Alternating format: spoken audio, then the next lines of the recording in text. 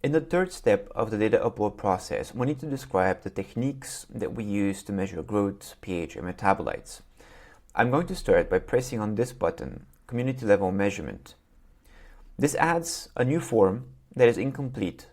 I need to fill it in by choosing the type of measurement technique that we used, adding an optional label, which I'll discuss in a bit, and determining the units that I'm going to upload the data in. You can see a preview of the data spreadsheet. Essentially, the fields that I pick here are going to get translated into a particular label, column label for the data spreadsheet, which is how the system is going to interpret the data that comes in the spreadsheet. For example, here it says community FC counts. If I change this to optical density, it now changes to community OD. If I change it to pH, community pH. pH is a bit of an odd measurement type because this is not a growth measurement, it is a measurement of the entire community, however. Note that changing to pH changes the units. I can change back to flow cytometry to go back to cells per milliliter, but bear in mind that you can pick the units explicitly. For example, we can go to cells per microliter if we choose to. We can also decide for flow cytometry in particular, if we've used getting to determine live cells and dead cells. Changing these checkboxes changes the spreadsheet preview. We're now going to have multiple columns for each type of cells that we are measuring.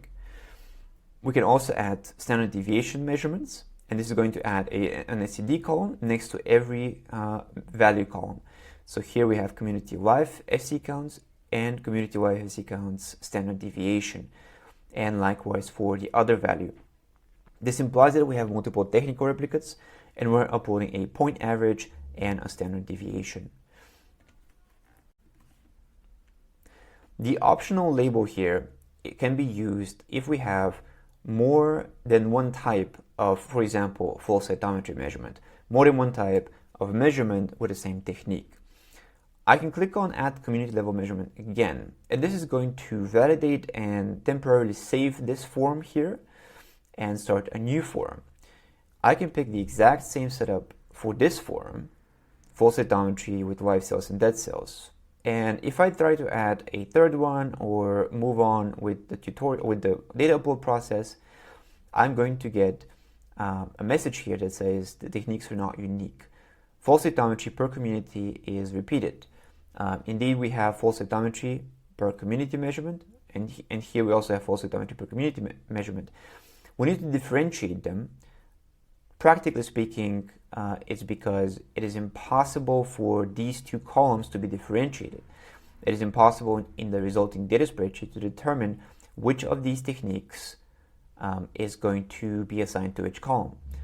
However, we can add, for example, an optional label that determines why are we uploading two different flow cytometry measurements.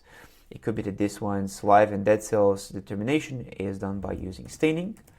Well, this is used by uses some kind of machine learning algorithm to determine this based on the observed data. And in this case, this column will get a staining in brackets measurement, and here we'll get an ML. And so these two now count for two different community measurements of flow cytometry. And I can click on the next button to validate this and confirm that this is in fact correct. Here are the two different techniques.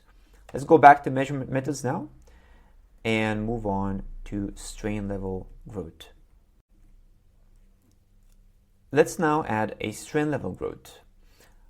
I have flow cytometry per species, and this time this is assumed to be live cells if we are determining counts per species or per strain, which is why there is no live dead separation. We can pick from a number of different techniques, like let's say 16S RNA-seq, and we can take a look at, you can add standard deviation again. We can take a look at the data spreadsheet preview and notice that it now says strain name rRNA reads and strain name rRNA reads standard deviation.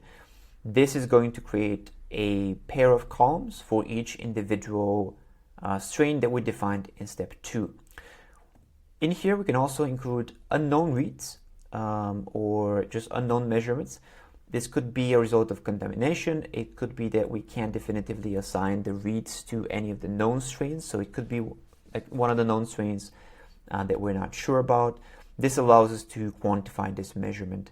For RNA reads in particular, we expect that they are copy corrected, and ideally you should describe in your methodology section what version of database, what database you used for these copy counts and what version of it.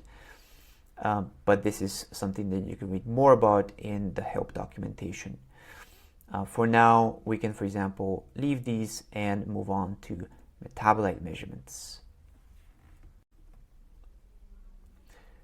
You can describe your metabolites in the list of metabolites section by typing in, starting to type and getting completion from Chebi. For example, I can add glucose here, I can add trehalose, I can add pyruvic acid, and so on. And you can double check these identifiers in Chebi to make sure that these are the right metabolites. If we are missing a metabolite that you need to describe, please reach out to us by going to the About Us page and finding our email or the website of the Lab of Microbial Systems Biology.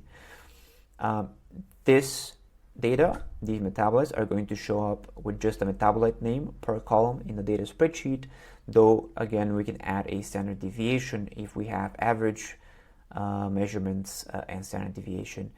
We can add an optional label if we have multiple measurements by using multiple techniques. For example, we can upload the data in molar concentrations or mass concentrations, and these will be convertible to each other in the interface by using Chebi's data about the masses of these metabolites. We can also upload the data in relative AUC units, bearing in mind that this means that these will not be comparable across studies, of course. This is all that we need here. We can now click on the next button to move on to step 4, compartments and communities, which we'll cover in the next video.